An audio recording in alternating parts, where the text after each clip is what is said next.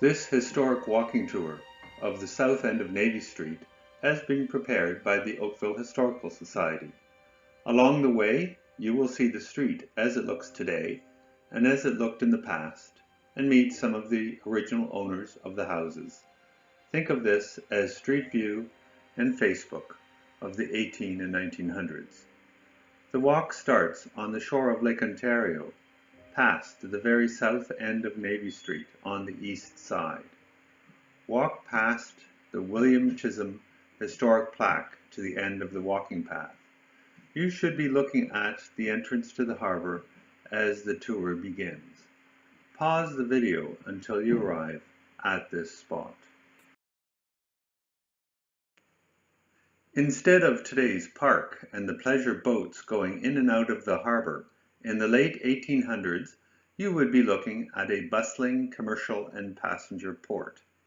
This was the way for people and goods going to and coming from Toronto, Hamilton, Niagara Falls, the United States, and other ports around the lake. At one time, the area in front of you would have been piled with wood to burn in ship's boilers. But by the 1870s, most steamers burned coal, and the town wanted this to be a park. They asked the owner, R.K. Chisholm, the son of the town's founder, if he would sell it. Mr. Chisholm proposed a trade. The town would have the lakefront if they closed the sections of Front Street and Water Street between King Street and Navy Street, adding those lands to the Ercles estate. The town agreed, and the shoreline became Lakeside Park. Looking east, the park path was once a small road leading past a beautiful summer home built in 1900 that was named Mount Vernon after the country home of George Washington. Turn to look north at the playground, and you will see the home with St. Jude's church tower in the background. The home was owned by John A. Chisholm, who lived from 1861 to 1903, and his wife, Imelda Beeler Chisholm. They and their daughters, Juliet and Hazel, lived in the United States and used Mount Vernon as their summer home. John Chisholm was a very successful inventor and businessman. He developed a way of getting peas out of their pods. Before his invention, it was so much manual work to shell peas that canning them commercially was often done using slaves. He and his partner manufactured machines in New York State, like the one in the picture, that in one operation stripped the pods from the vines, shelled, and sorted them. We can get an impression of the wonderful interior of Mount Vernon from this photo of a family wedding. Sometime after John's death in 1903, his wife and family stopped using the house, and it was rented to other people. It burned down in 1928, and the town acquired the property sometime later for non-payment of taxes, adding the land to Lakeside Park. Start walking north on the sidewalk past the Lakeside Park sign and up to the corner of Navy Street and Front Street. As you walk, you will pass the fine Ercles estate, which now houses the Oakville Museum. This walk does not discuss the history of the estate. Please drop into the museum after this walk for a visit and a tour. Admission is free. Pause the video until you have crossed Front Street and are in front of 19 Navy Street. Continue walking slowly up Navy Street. Pause to match the video and your pace. David Patterson was born in Ireland in 1807 and came to Canada when he was 18 or 19.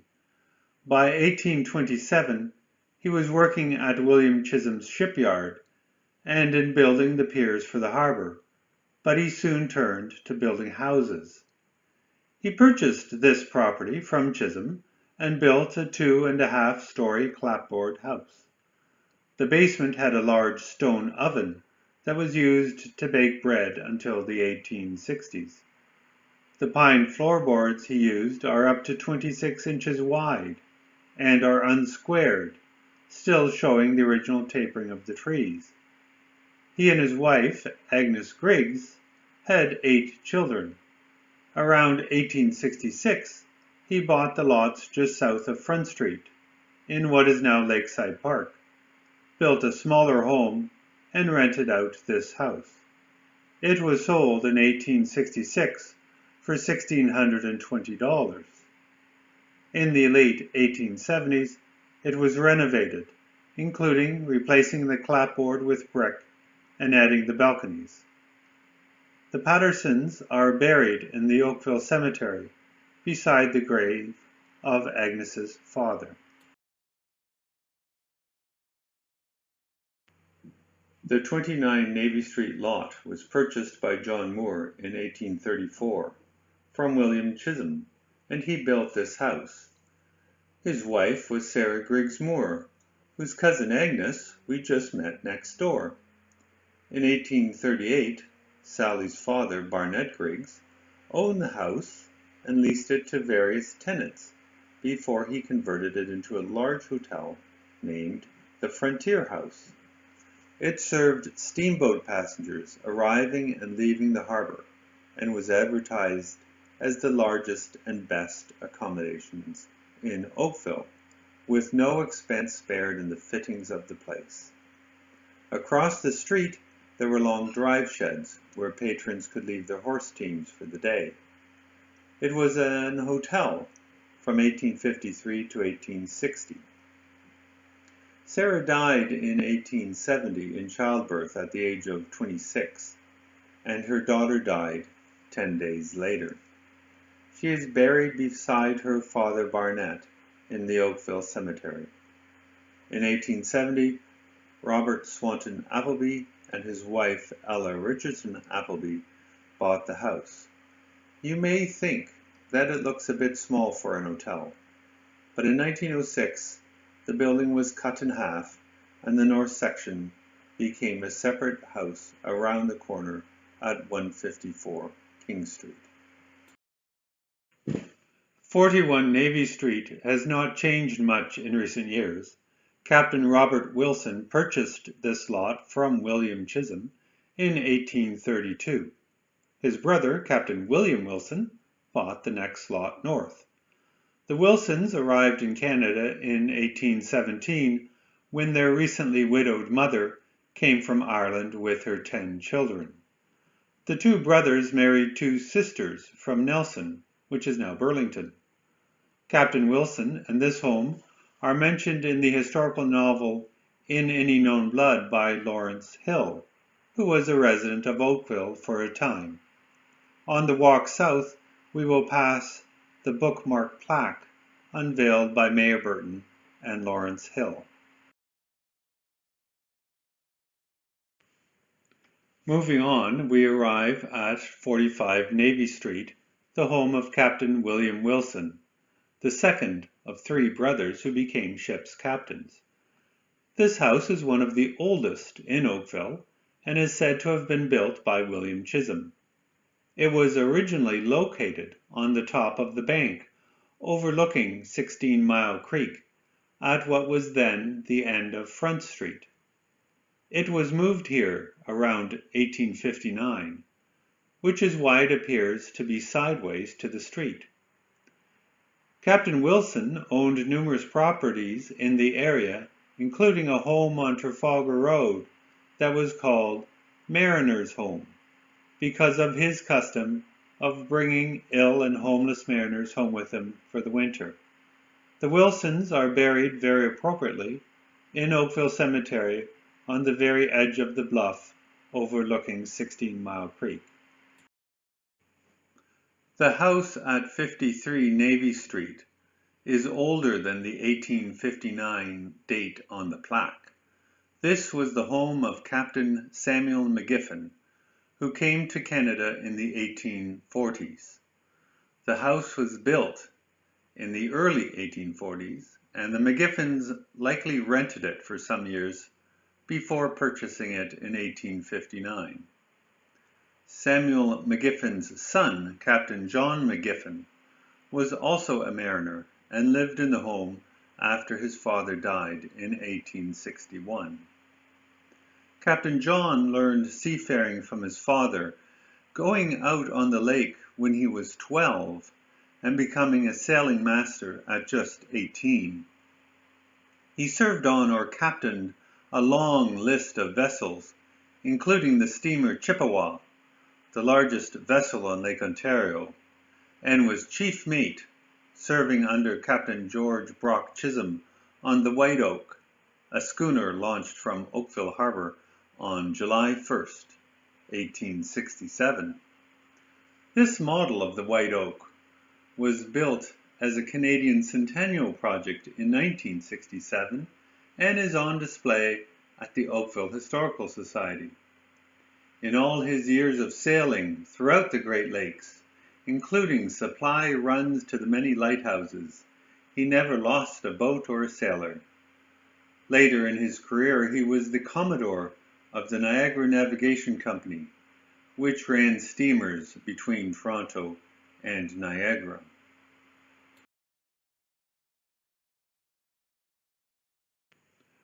"65 Navy Street, as well as the adjoining lot on William Street, were bought from William Chisholm by William Johnson Sumner in 1831 for £20, or about $80 at the time. He was the son of Thomas Sumner, a soldier who fought under General Wolfe at the taking of Quebec City in 1759. In 1832 he built this house and sold it after 8 years for £100. The Sumners continued to live in the house around the corner on William Street. William Sumner had been the proprietor of the Grove Inn in Nelson, which is now Burlington. Then he leased the Oakville House from his good friend William Chisholm.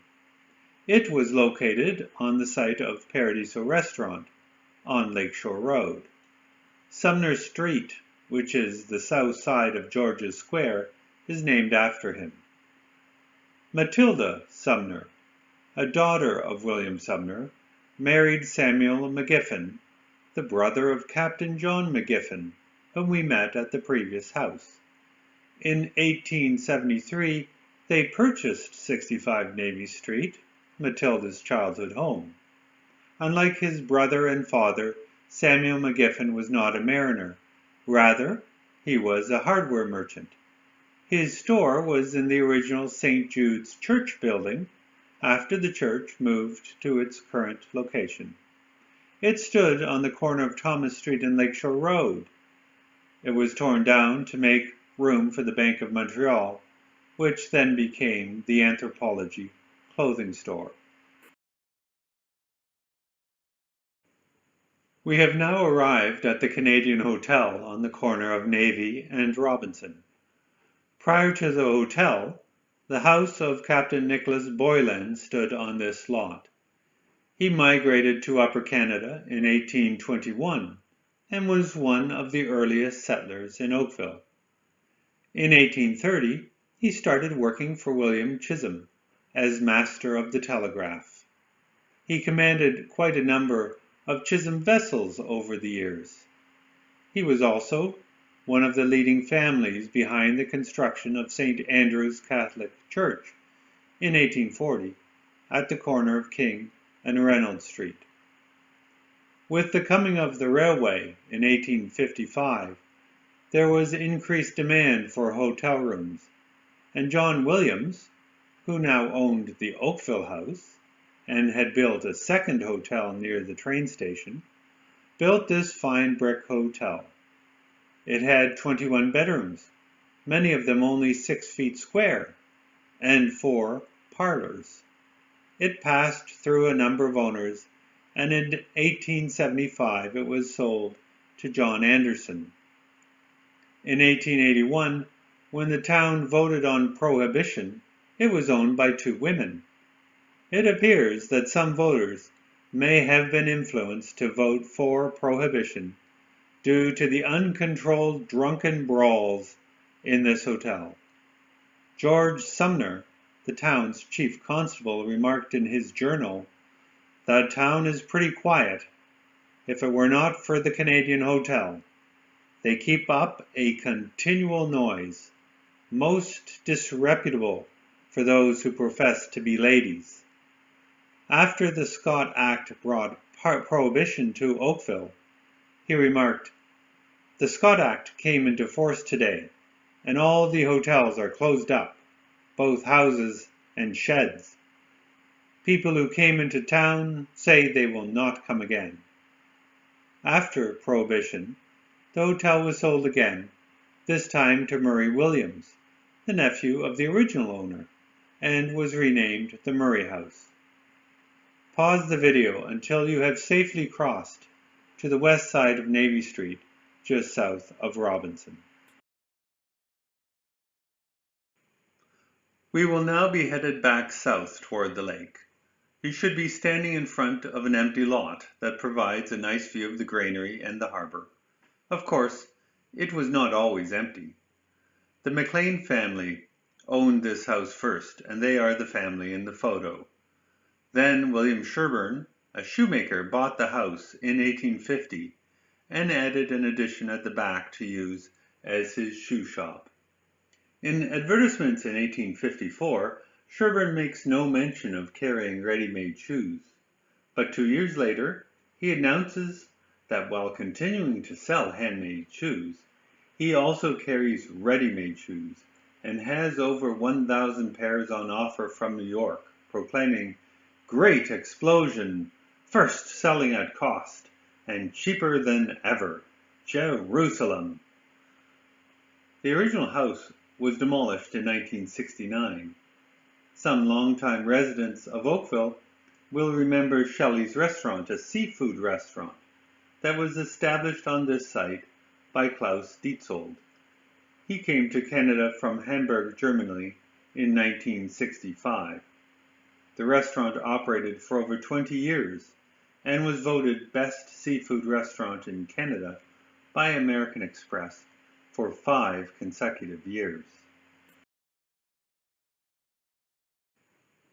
Moving to 68 Navy Street, we come to the home of Jeremiah Hageman, who came to Oakville in the 1850s and immediately set up a carriage-making factory on the slope behind his home. At one time, he owned nearly this entire block of land. His Oakville Carriage Works Company took 3 prizes at the Agricultural Exhibition in Toronto in 1856 for the best 2-horse pleasure carriage, the best 2-horse pleasure sleigh, and the best 2-horse wagon. Jeremiah Hageman also became involved in growing strawberries in Oakville. In 1869, one of his patches of strawberries yielded 2,200 quarts in one day. In that year, Oakville was estimated to have produced nearly 125 tons of strawberries. The home was sold to Benjamin Hageman in 1871, who was part owner of Gage and Hageman, a lumbering and flour milling company. In 1899, the lots were again sold, this time to Thomas Hageman, a carpenter who owned it until 1942. The house at 64 Navy Street bears the name of George King Chisholm, the oldest son of the founder of Oakville and the first mayor of the town. George was one of the first pupils of Upper Canada College and also served as the Sergeant-at-Arms of the legislature of Upper Canada at the time of the 1837 rebellion. There is some fragmentary evidence suggesting that this may have been a general retail store around 1875. However, this is not certain. Likely the first building on this site was a barn belonging to his father, William Chisholm. The area between William Street and King Street is now a small public park and the Oakville Lawn Bowling Club. You may wonder how these lands came to be public areas. William Chisholm in his original plan for the town, designated this area to be the market square. He had also designated land for George's Square and the cemetery.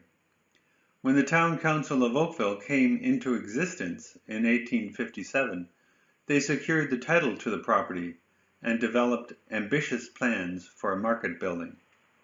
However, they could not immediately carry out these plans, and instead decided first to build a town lockup at a cost of $1,528 that could be turned later into a fire station.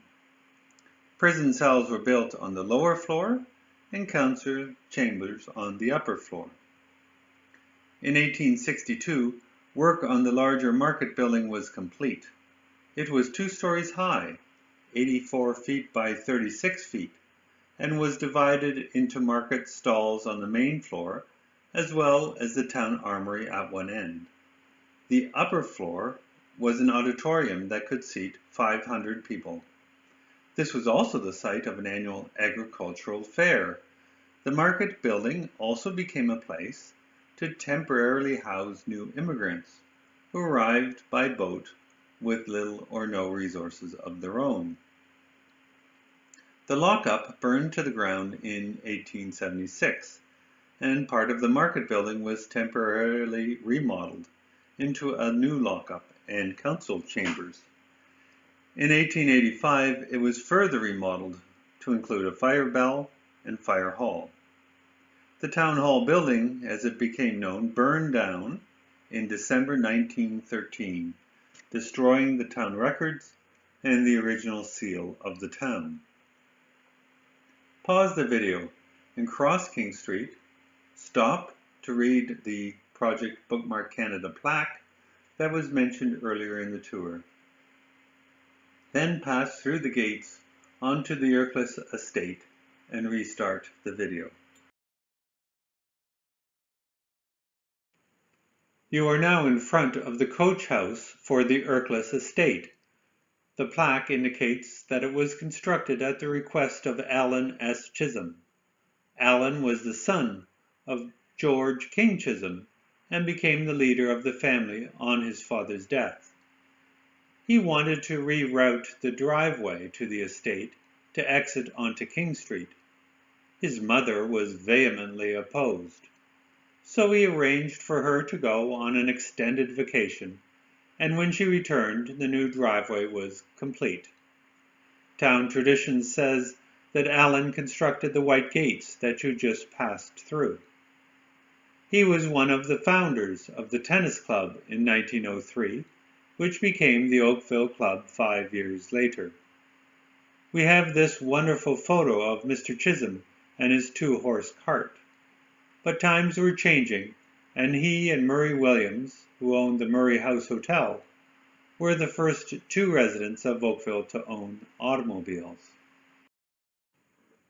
Continue along the pathway through the gardens of the Ercles estate.